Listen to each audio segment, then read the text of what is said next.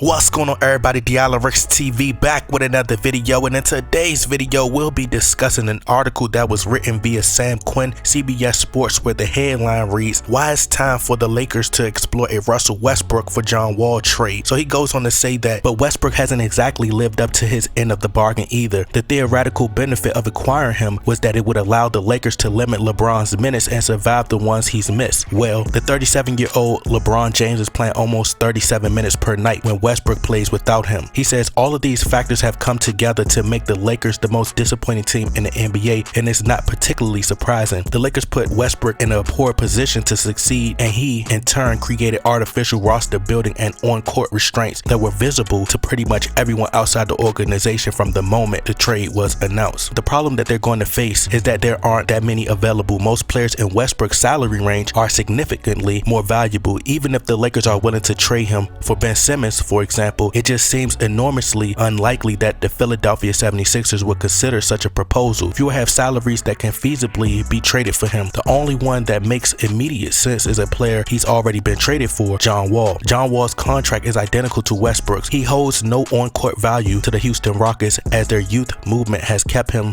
off the floor entirely. He is represented by Rich Paul, the leader of Clutch Sports, that is also serves as the agent for LeBron James and Anthony Davis. With all of this in mind, might some sort of Westbrook for Wall be worthwhile for the Lakers? Well, the immediate answer is probably not. So if you guys would like to read the full article, the link is in the description box. So this trade makes zero sense whatsoever. If the Lakers were to make this trade, they would literally be trading for a player in John Wall whose style of play is very identical to Russell Westbrook. He's a quick slasher. I'm talking about John Wall. Well, both John Wall and Russell Westbrook, they're quick slashers who are aggressive at driving to the lane and looks to kick the ball to their shooters on the wings if the lane is too clogged up and they're forced to make a pass. So essentially you're trading for a never-ending problem, which means that you're not correcting the issue. John Wall is worst because why? He is now an injury junkie, and he's also not a great three-point shooter either. Russell Westbrook, John Wall, Ben Simmons are all offsprings of LeBron James. They all have similar styles, and if you put them together, it's like putting gasoline on fire. See, LeBron James is seeking a quick fix,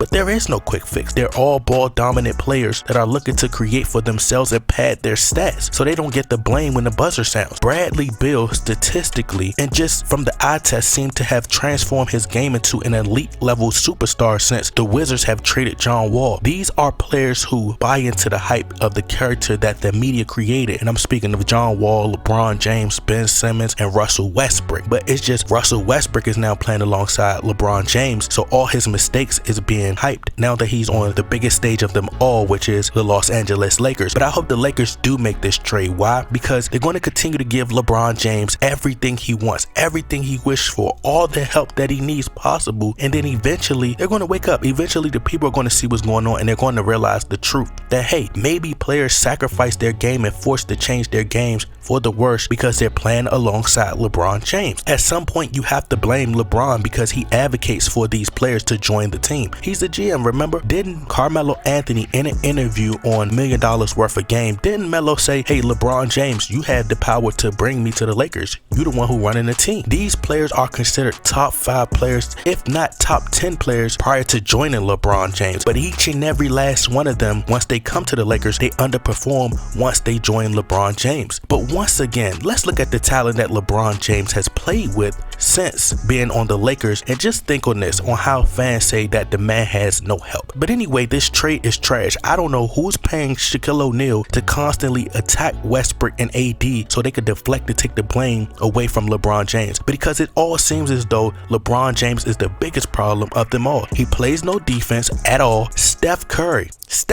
is right now carrying a team full of nobodies with the help of Draymond Green as the second best player, and he's doing perfectly fine. He's at the top of the West, and the same goes for Kevin Durant. While James Harden and Kyrie were out, he was able to still keep his team at the top of the East, and yet LeBron James is struggling and has a second star in Russell Westbrook. He's supposed to make the players around him better, right? But anyway, adding John Wall would just feel good for the moment for fans, just like it did for Russell Westbrook. Eventually, they'll be blaming John Wall and pushing for the Lakers to trade him. But anyway, y'all let me know what y'all think. Y'all get in that comment box, like, share, subscribe. I'm out.